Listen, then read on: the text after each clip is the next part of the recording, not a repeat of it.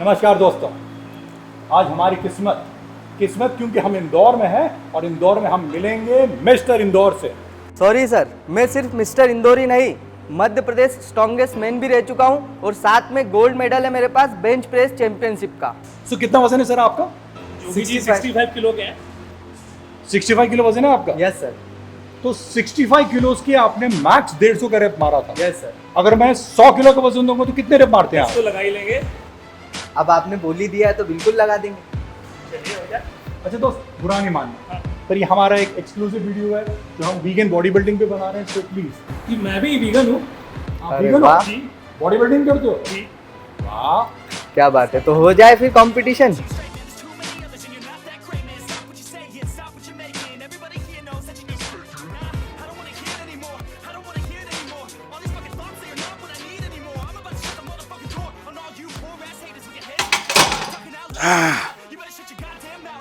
इसमें एक प्लेट और डालें।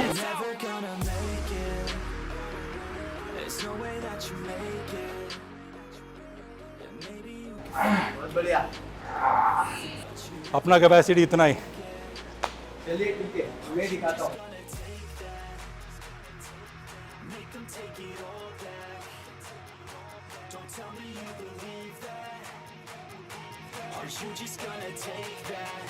सो वेट गिनते हैं। 20 किलो, ये मैंने डाला 10, 30, 40, 50, 60 और 60, 120 का वेट और 20 का बार, यानी 140 किलो का बेंच प्रेस मारेंगे साहब। चलो देखें।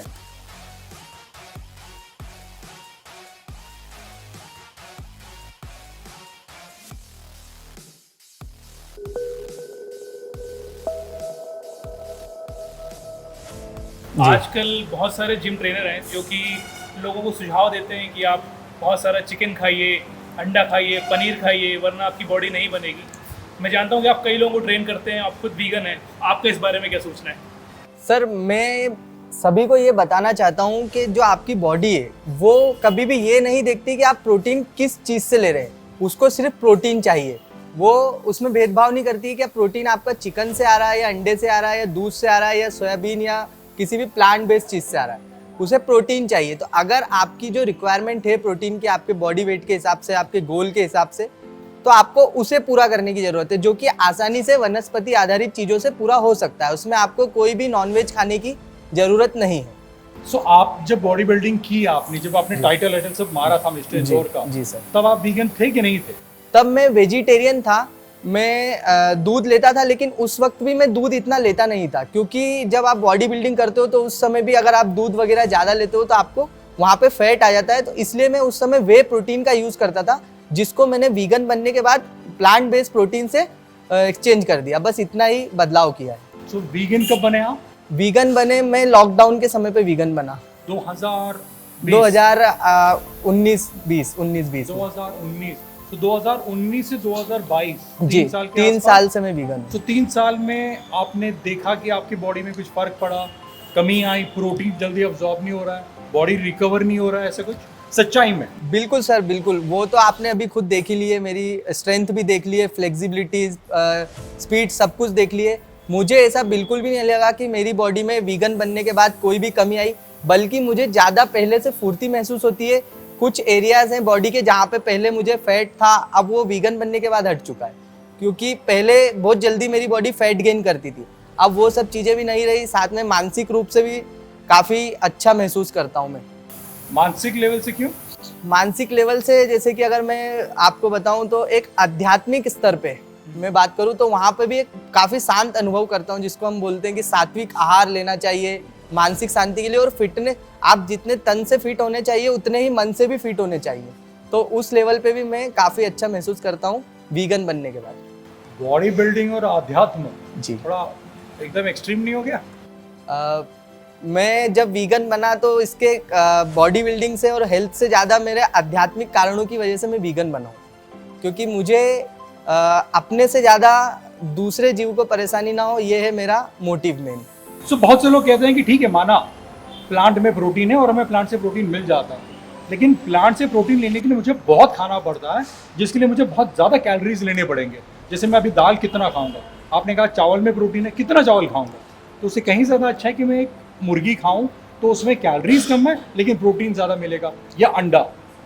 तो बॉडी बिल्डर को कम कैलोरीज चाहिए।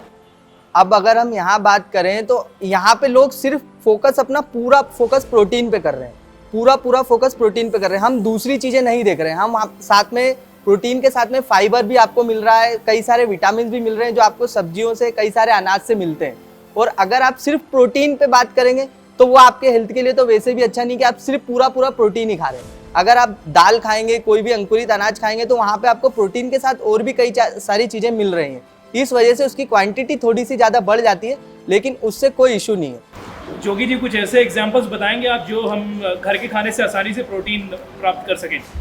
हमें जब हम घर का खाना खाते हैं तो उस समय हमें बस ये ध्यान रखना है कि हम एक साथ ज़्यादा खाना ना खाएं। हम यही करते हैं कि हमने दिन में बहुत सारा खा लिया, फिर हम रात में खाते हैं।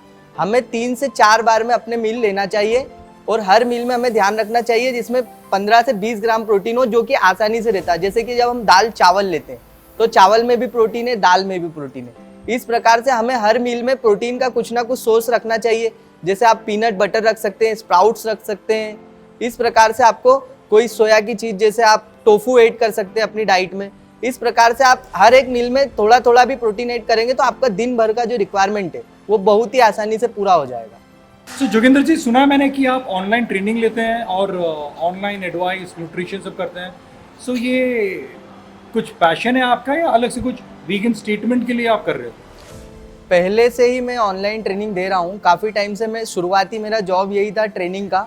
तो जब मैं वीगन बना तो मैंने जब अपने ऊपर अच्छे रिजल्ट देखे, इस डाइट के अच्छे रिजल्ट देखे, तो मैंने अपने सारे क्लाइंट्स को भी वीगन डाइट देना शुरू किया। पहले मैं उन्हें वेजिटेरियन डाइट देता था, नॉनवेज मांस तो मैंने कभी सजेस्ट कभी किसी को किया ही नहीं, ना मैंने कभी खाया।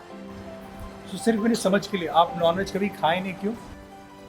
वही जैसे मैंने आपको बताया कि जिन कारणों की वजह से मैं वीगन बना हूँ, कि मैं किसी भी पशु को तकलीफ नहीं देना चाहता। पहले मुझे नहीं पता था कि दूध और डेयरी के सेवन से भी कई पशुओं पे इतनी ज़्यादा प्रताड़ना हो रही है।